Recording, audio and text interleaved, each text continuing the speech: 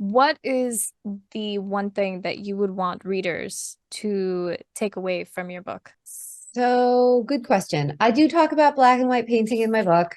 Mhm. I talk about it as a kind of preparatory step, I think, for making paintings.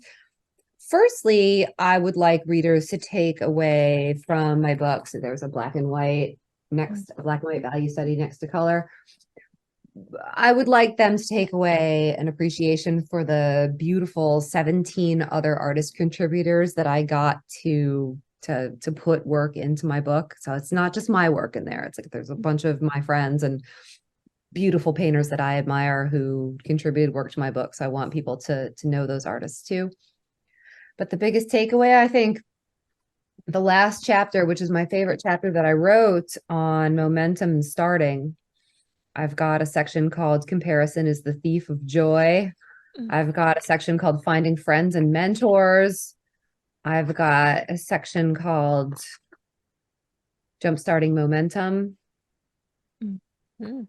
These are, yeah, momentum is really, really, I think, the most important thing to an art practice, whatever level you're at, whether you never want anyone to see your work or whether you want to end up in a museum someday.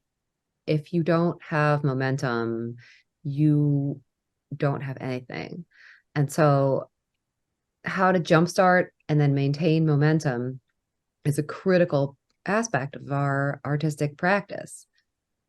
And how we each hack ourselves to have that momentum is really fascinating to me. And so I wrote about that in the book. And that's the last chapter. So you have to read the entire book to get there. Mhm. But that was my favorite part to write. And I know in my second book I'll expound on it even more because it's a subject that I can't stop thinking about.